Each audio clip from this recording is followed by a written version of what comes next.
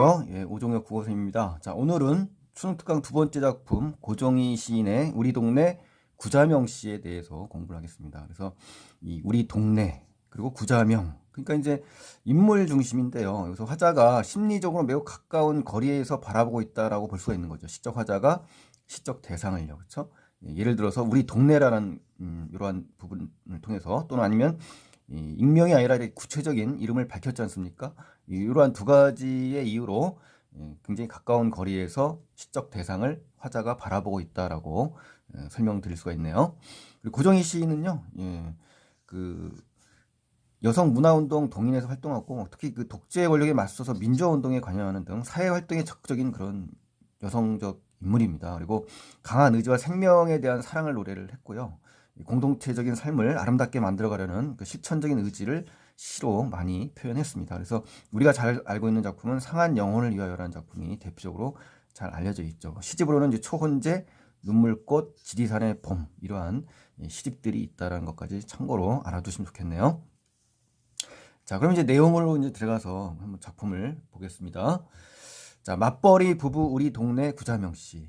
그렇죠? 이제 시적 대상이 이제 구체적으로 나오는데요. 이 구자명 씨는 이제 이름이죠.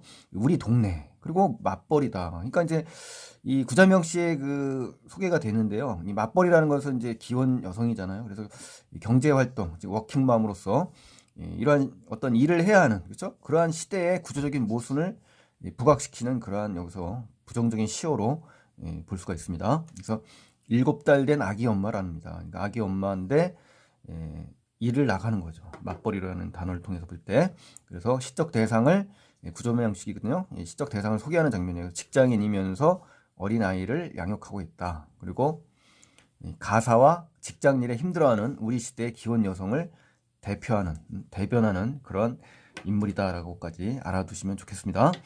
출근 버스에 오르기가 무섭게. 그래서 이제 출퇴근을 하는 거죠. 그래서 가족들 위해서 지금 희생하느라고 잠이 부족한 구자명 씨의 고단함이 이제 쭉 나옵니다. 보세요. 아침 햇살 속에서 졸기 시작한다. 그렇죠?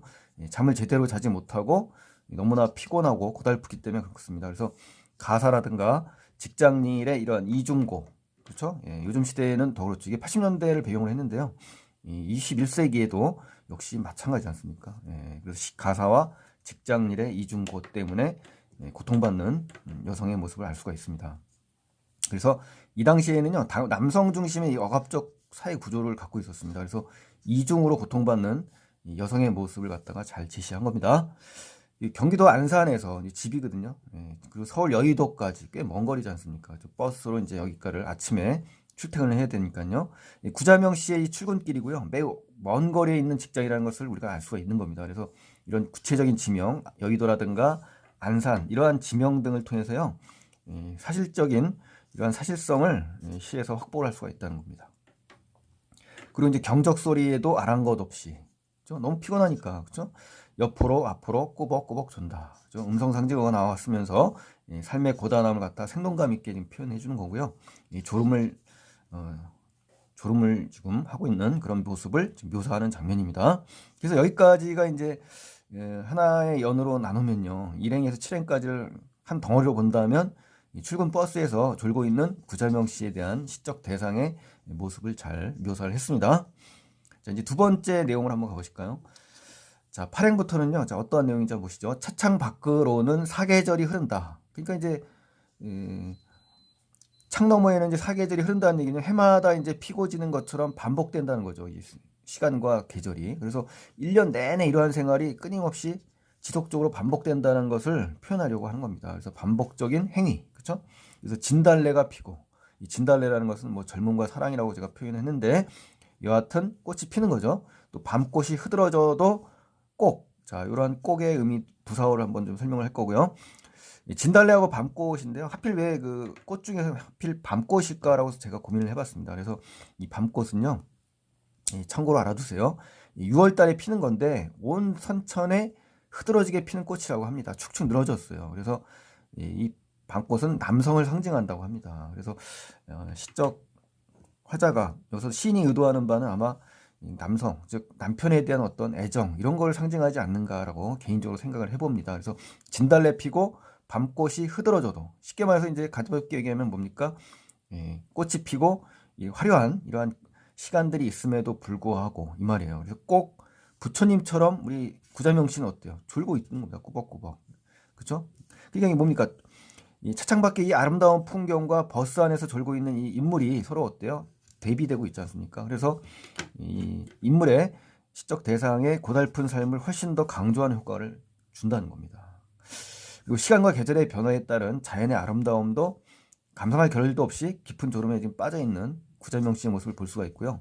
이 계절의 변화도 느끼지 못할 만큼 여유가 없는 이런 생활로 지쳐 있는 이 여성의 모습을 잘 드러내고 있는 겁니다. 그래서 이 꼭의 의미는요, 행간 걸침으로 이제 생각할 수가 있습니다. 우리 이중적인 의미로 해석을 할 수가 있는데요. 중의적인 의미로 해석을 할 수가 있습니다. 그래서 이 꼭이 만약에 이제 부처님을 강조한다고 하면, 그렇죠? 부처님처럼 인자하고 가족을 위해서 희생하는 자비심 넓은 두터운 이러한 덕을 갖고 있는 여자라고 이해할 수가 있고요. 이 뒤에 졸고를 만약에 강조를 한다면 너무 피곤해서, 그렇죠? 무력감에 빠져 있는 그러한 인물의 모습을 우리가 알 수가 있는 겁니다. 그래서 이 꼭의 행간걸침의 의미도 한번 파악을 해보시면 더 좋겠습니다.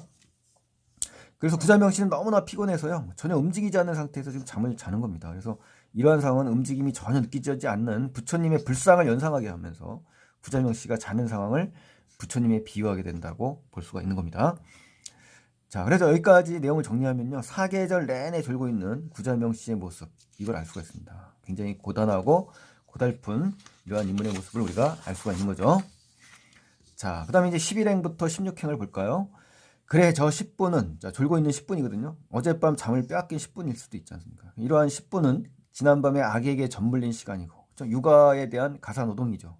또 저 10분은 간밤 시어머니 약시종 든 시간이다. 그러니까 시어머니가 이제 병환 중에 있나 봐요. 가사노동에 해당되고요.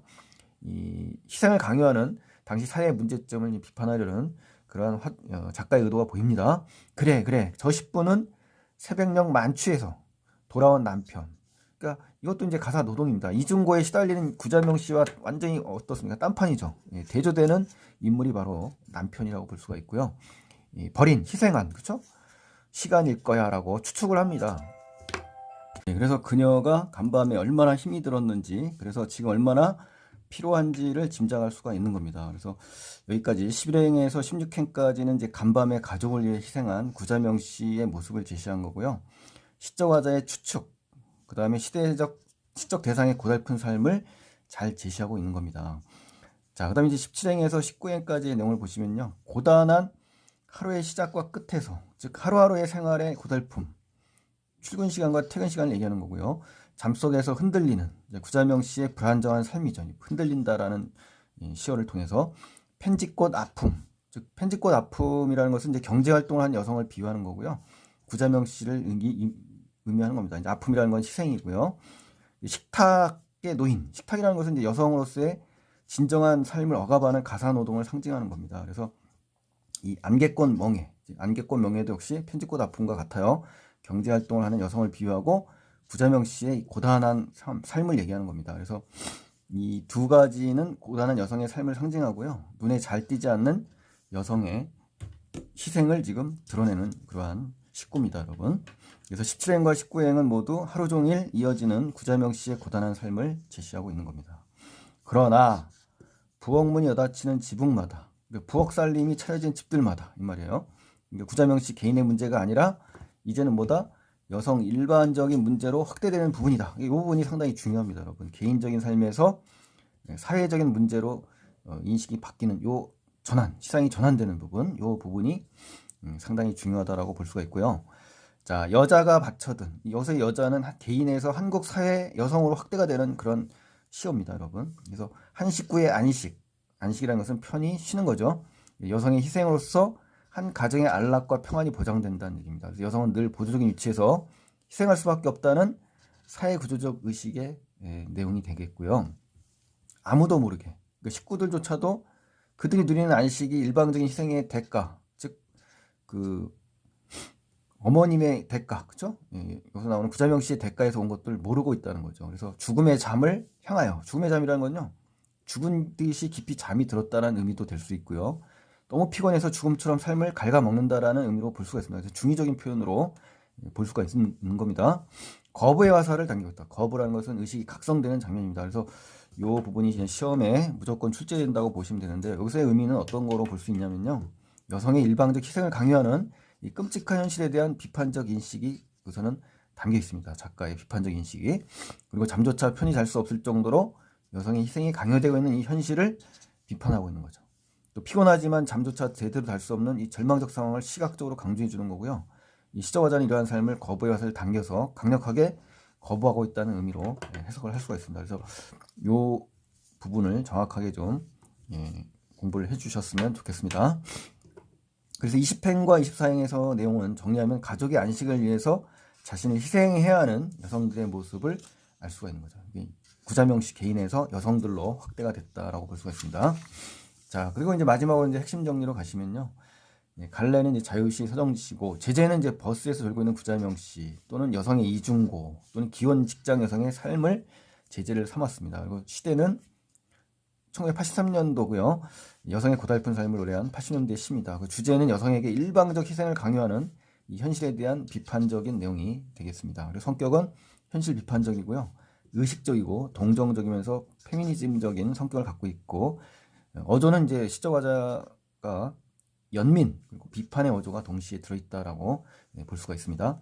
근데 표현상 특징으로는요, 식구를 지금 반복을 하고 있습니다. 그리고 인물의 구체적 행위를 언급하고 있고, 이 인물의 구자명 씨의 상황에 대해서 화자가 추측이나 짐작을 하고 있다는 거, 이러한 것들을 좀 기억을 해주시고요. 심리적으로 가까운 거리에 있다는 거, 그리고 구자명 씨에 대한 연민과 애정이 들어있다. 그리고 개인적인 모습에서 보편적인 한국 사회 여성의 모습으로 시상이 어떻게 된다?